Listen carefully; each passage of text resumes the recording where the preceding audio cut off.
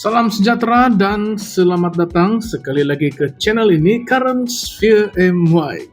Hari ini kita akan kupas satu isu yang agak panas di dalam dunia politik tanah air, yaitu keputusan PKR Sabah untuk tidak mempertandingkan jawatan presiden dan timbalan presiden dalam pemilihan parti yang akan datang. Keputusan ini kononnya dibuat atas dasar perpaduan dan juga kestabilan parti. Tetapi betulkah ini semua demi kepentingan parti ataupun ada agenda terselindung yang kita sebagai rakyat tidak nampak? Mari kita bincangkan dengan lebih mendalam di dalam video kali ini. Baiklah, kalau kita lihat laporan yang keluar daripada pengerusi PKR Sabah, Datuk Mustafa Sakmud, dia mengumumkan bahwa selepas perbincangan dengan 24 cabang di negara itu, mereka semua bersetuju bahwa jawatan tertinggi parti tidak perlu dipertandingkan. Alasan mereka adalah untuk elakkan perpecahan dalaman dan memastikan PKR kekal kuat menjelang pilihan raya umum akan datang. Kalau kita fikir secara logik, memang ada betulnya. Pertikaian dalaman ini boleh menyebabkan sesuatu parti itu menjadi lemah. Tetapi tidakkah demokrasi dalam parti itu sendiri penting? Sebenarnya bukan sahaja Sabah. PKR Perak pun menyatakan sokongan terhadap keputusan ini.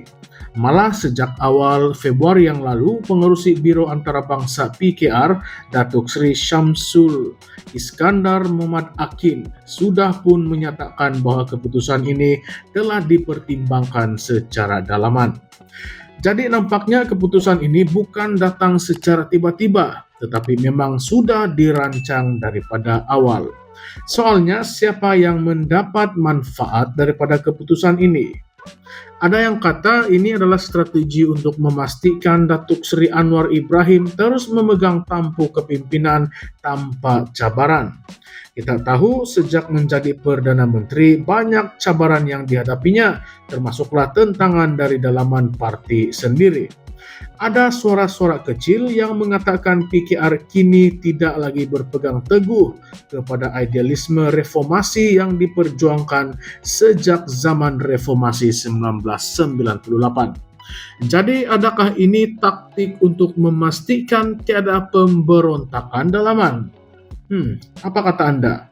Kalau kita imbas kembali sejarah politik PKR, setiap kali ada pemilihan parti mesti ada drama.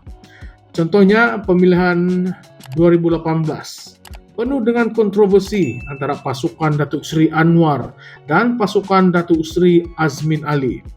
Kita tahu bagaimana akhirnya. Azmin keluar parti, bawa sekali beberapa ahli parlimen dan akhirnya menyertai Perikatan Nasional. Ini memberi pengajaran bahwa perpecahan dalam parti boleh membawa kepada kejatuhan kuasa. Tetapi adakah ini alasan yang cukup untuk menutup ruang demokrasi di dalam pemilihan parti kali ini? Bagi penyokong tegar Anwar Ibrahim, mereka mungkin akan kata ini adalah satu langkah yang sangat bijak. Parti perlu bersatu. Kita tidak boleh ada perpecahan lagi. Kita mesti fokus kepada pemerintahan dan menang pilihan raya seterusnya.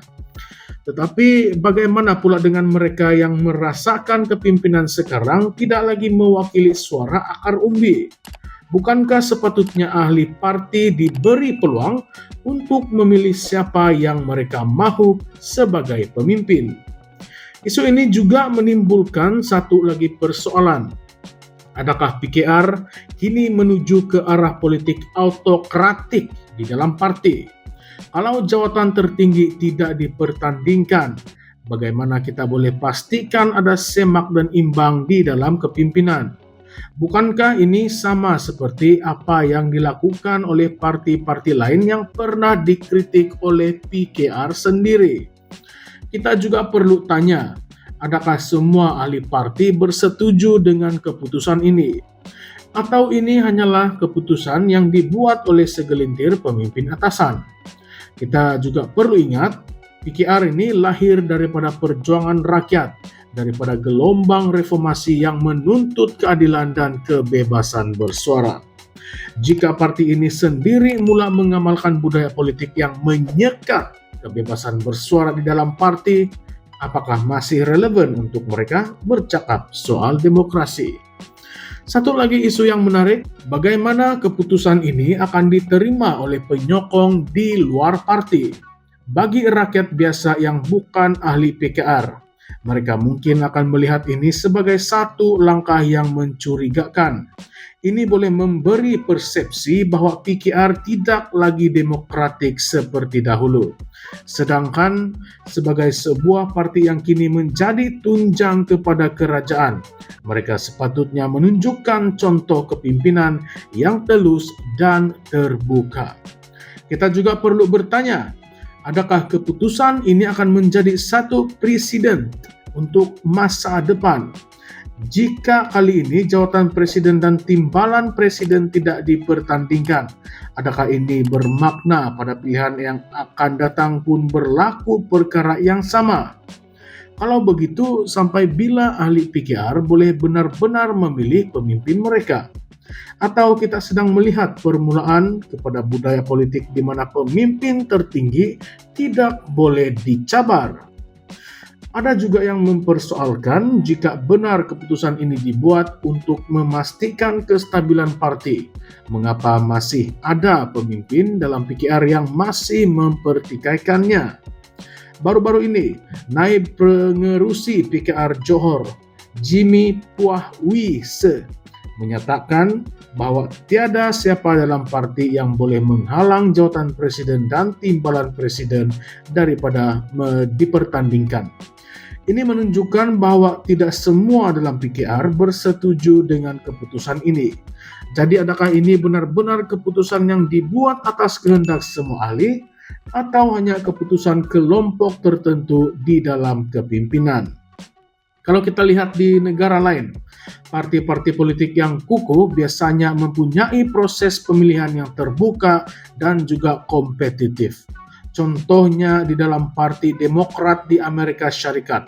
Setiap kali ada pemilihan, calon akan bertanding dan ahli diberi peluang untuk memilih. Ini membolehkan proses demokrasi berjalan dengan sihat. Tetapi di Malaysia nampaknya budaya politik kita lebih cenderung ke arah memastikan pemimpin sedia ada terus kekal tanpa cabaran. Jadi sekarang kita tanya balik kepada Anda semua. Adakah keputusan ini sesuatu yang wajar atau adakah ini satu langkah bijak untuk memastikan kestabilan parti atau ini hanya satu taktik politik untuk memastikan tiada perubahan dalam kepimpinan? Kalaulah Anda ini seorang ahli PKR, apakah pendapat Anda? Adakah Anda bersetuju dengan keputusan ini? Atau Anda rasa ini adalah satu langkah ke belakang di dalam perjuangan reformasi? Apapun pendapat Anda, satu perkara yang pasti, politik Malaysia tidak pernah sunyi daripada kontroversi. Dan keputusan seperti ini pasti akan memberi kesan kepada masa depan PKR dan juga politik negara secara keseluruhan. Itulah analisis kita ataupun ulasan isu kita pada video kali ini. Seperti biasa kita ingin dengar pandangan Anda semua. Tinggalkan komen, ulaskan komen ataupun pandangan serta pendapat Anda di ruangan komen di bawah. Dan jangan lupa untuk tekan butang like, share, dan subscribe supaya Anda tidak terlepas video-video seterusnya. Sampai kita jumpa lagi di dalam episode yang akan datang. Teruskan berpikir, teruskan bertanya, dan teruskan mencari kebenaran. Terima kasih karena telah menonton Current Sphere MY.